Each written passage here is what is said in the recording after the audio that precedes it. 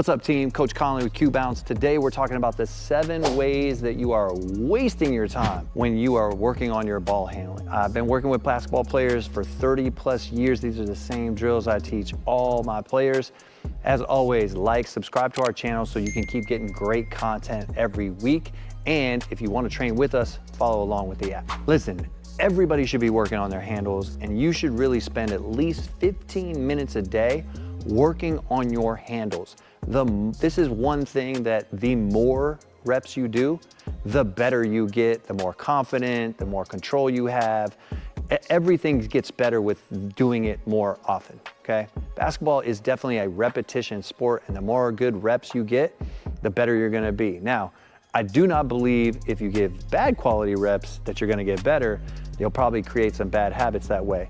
But today we're talking about ball handling, and I'm gonna show you the difference between some good ways to work and bad ways. These 7 ways that we're discussing today are the difference between how you might be training and how to make your training better. So let's check it out.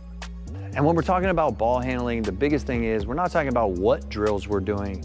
We're really talking about how you do every drill you do. And you'll check out some other videos that we do that will show you the drills to do. But right now we're talking about how to make your ball handling drills better. First one, athletic stance. Something about your stance that's so important about basketball. Basketball is all a game of leverage. The lower you are on offense and defense, the lower person usually wins. So I want to work on my ball handling here. I see a lot of kids every day working on their ball handling like this, right? Standing straight up, thinking these reps are going to matter. If you're doing this, you're probably not handling the ball well. We have to be in an athletic stance, ready to move.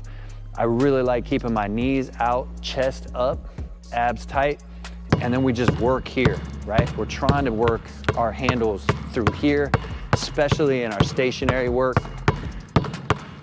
Really important, this stance is the key to building up strength in my legs and my back and being able to be in this position for longer periods during the game. We want to be in this position all the time. That's number 1.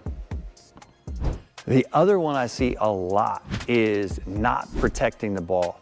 Learning to use your off arm is so important in protection. Everybody can dribble, but if you can't protect the ball while you're dribbling and you have to either turn around or you lose it, you're never gonna be effective and you're not gonna be able to build the confidence.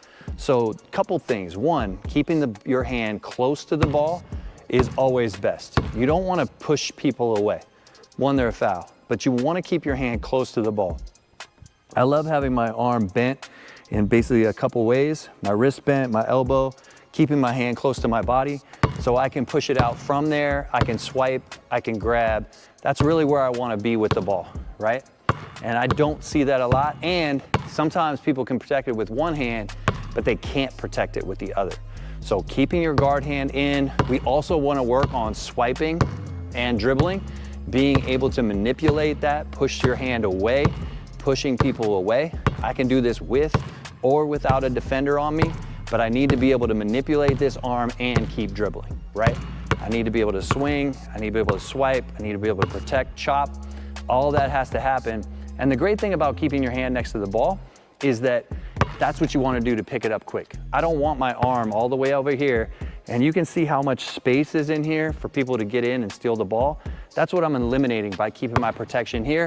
I can pick the ball up quick, I can get into my shot fast, and that's the really important part. It's not just guarding the ball, but it's also allowing me to pick it up and do other things with it. That's number 2. Number 3, and this one gets on my nerves because it's really easy to handle the ball at a certain speed, right? Like I can do this probably all day, but that's not gonna help me get better. You gotta be able to put some speed into it and get faster over time. You wanna find a place where you're almost about to lose it and hopefully only losing it every 10 so dribbles, right? I messed up. And messing up is good.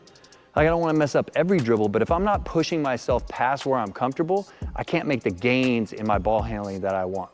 I want to be able to make sure that I am dribbling hard and fast. And hopefully I get to a point where I'm going so fast and so hard that I don't lose the ball ever. But if I'm not pushing myself to do that, and I'm just doing it to get the reps, that's not gonna make me better. And I can't expect to get better under pressure and with speed when things really get serious if I'm not pushing myself in those reps every day. Another one that everybody does is staring at the ball.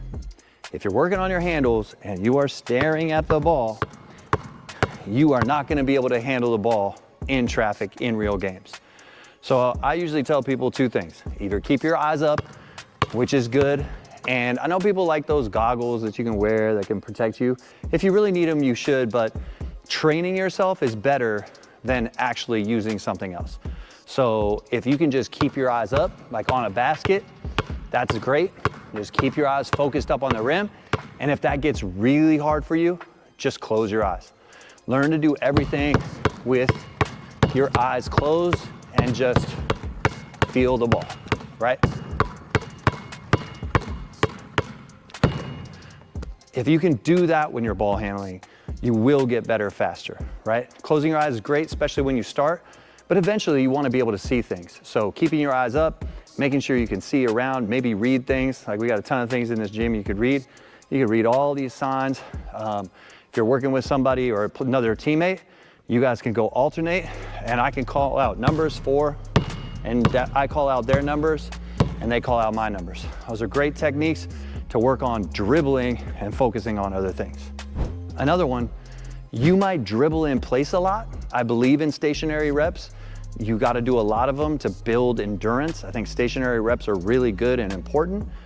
But if you only do stationary reps and then you're not working on movement dribbling and getting your coordination down between your feet and the ball, then you also can't get better, right?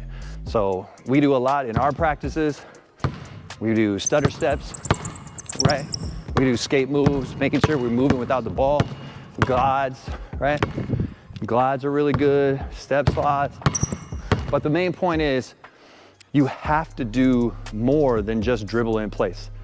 Our combination of our workouts, we always do both, stationary and moving ball handling drills. A lot of times people can dribble really hard and fast when they're in one place, and then they start moving and the ball gets down there and they're not pounding the ball anymore.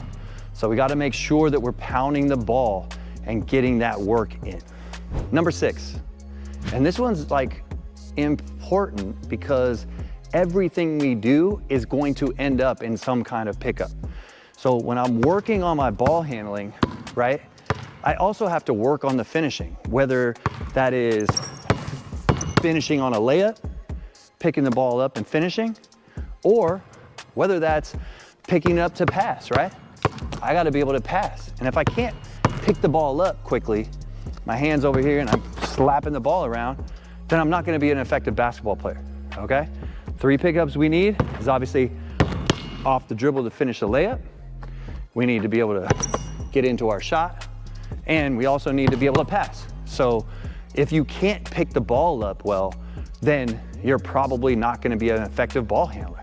If every time I try to pick it up or make a pass or hand it off or shoot and I lose the ball, I'm not being very good, right?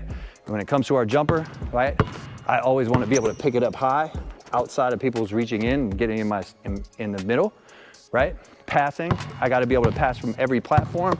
So getting it on my hip, snapping it, being able to pick it up over my head, really important.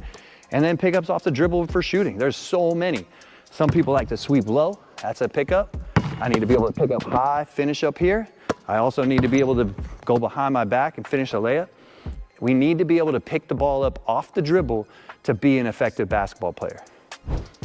And lastly, whether it's ball handling on the ground or this drill that I'm about to show you, burnouts are really important. If you're not building endurance in your ball handling, then you're not building any tolerance up to being able to handle ball long term.